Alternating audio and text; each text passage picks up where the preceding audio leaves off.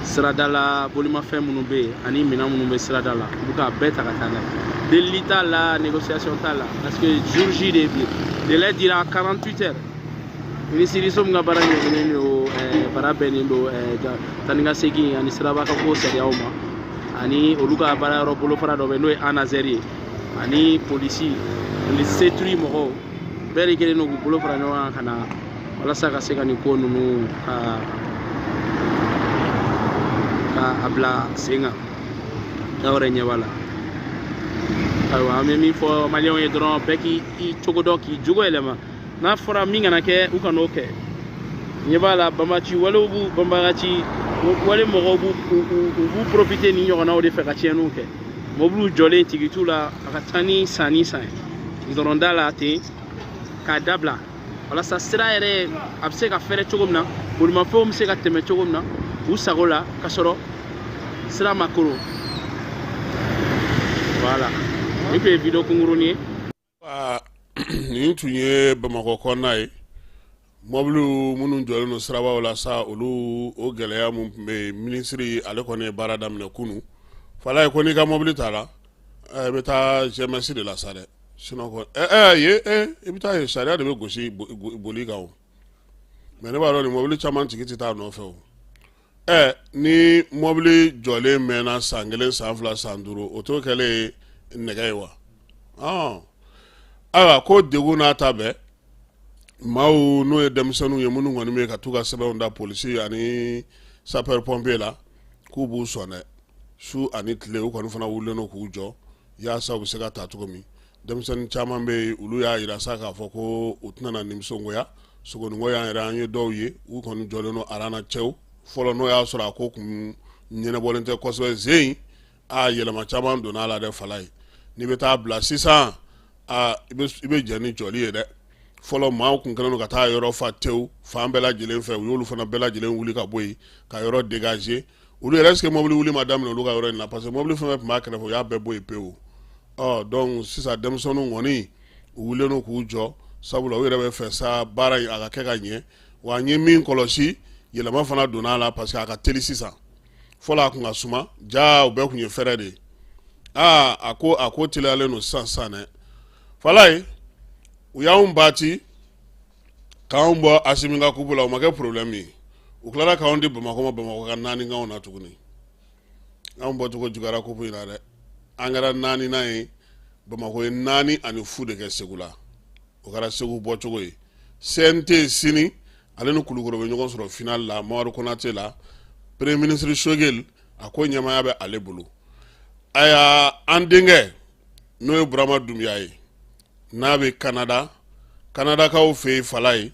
denmisɛnnin balontan min bɛ kɛ yen ni minnu si ma san 13 sɔrɔ olu ka équipe o y'o kupu ta kupu in tali an ka ja dɔɔni lajɛ a la fɔlɔ nin y'an denkɛ ye an ka miliyari kɔni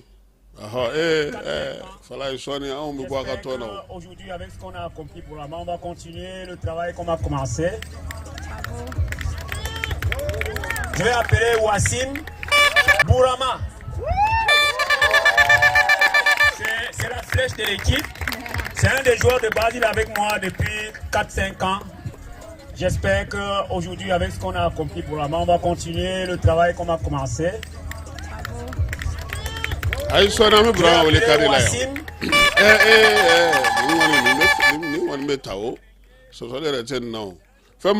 Canada fait on a pas pu la follow. Nié munu sima santan saba soro. U ye équipe min kɛ ana a filan minnu bɛ école kelen na o de ye nin ye olu ka équipe de y'a ta ɲina kupu in kɔni tali ɲɛna kosɛbɛ parce que Fiston yɛrɛ nisɔndiyalenba don nin bɛna bilanen don min ɲɛ i b'a dɔn joueur ɲɛnama minnu taara nin na sisan ni Ala sɔnna ma avril kalo nata olu bɛna taa Espagne tournée la Burama taara o fana na fala n'an m'an farati est-ce que ninnu tɛna na ni ne ma wuli est-ce que ne yɛrɛ tɛ taa Canada nin parce que nun tɛna sɔn ka ko gɛlɛya tubabu ninnu bolo ni ne yɛrɛ ma taa nin ko u la kana taa Burama yɛlɛma ka an sigilen to a kana na a dun f'a ka jouer Mali fɛ de i ɲɛ b'a la non an bɛna na n'a ka vidéo dɔ ye mɔgɔw k'a ye quoi parce que a ye fɛn dɔ prouesse dɔ kɛ o ye défenseur don mais ni a taara ɲɛfɛ ni ballon ye i b'a fɔ ko attaquant de fana don donc a jɔcogo ka ɲi et puis kunnama min b'ale la ale bɛ se ka fɛn caman maîtriser donc nin waati in na équipe mana sigi cogo o cogo u mago bɛ se a ma quoi u b'a fɔ ko fɔ a ka fara u kan donc an b'a fɔ sa min ye Burama Dumbuya ye nu Dumbuya n'a bɛ Montréal o denkɛ don a kɔni ka d'an ye a ka jouer équipe nationale fɛ nka a si bɛ san 13 de la a n'a filanw de bɛ ɲɔgɔn fɛ Espagne tournoi ba dɔ de bɛna kɛ avril nata in fala ye denmisɛnnin ɲɛnama minnu bɛ Europe ni Amérique kɔnɔna na u bɛna taa ɲɔgɔn sɔrɔ u y'ale ta o tournoi in fana na a bɛna taa jouer o fana na ni Ala sɔnna a ma o sɛbɛnw bɛɛ lajɛlen cira ka ban nin bɛ dan sigi an ka bi kunnafoni na an b'a fɔ bɛɛ lajɛlen ɲɛna sa nin kibaruya ninnu kɔni bɛɛ lajɛlen kun cɛra bi nin yɔrɔ in na yan ni Ala sɔnna a ma sini an na ɲɔgɔn sɔrɔ nɛgɛ kanɲɛ 9 kibaruya wɛrɛ minnu bɛ yen k'olu da u tulo kan Falaye k'i yɛrɛ fo k'i waleɲuman dɔn k'a bɛ dugu jɛra i bi yan Keba Jalo ale bɛ a so nɔfɛ u ka défilé a banna ayiwa Keba Bɛnkɛ ka para kun bɛna taa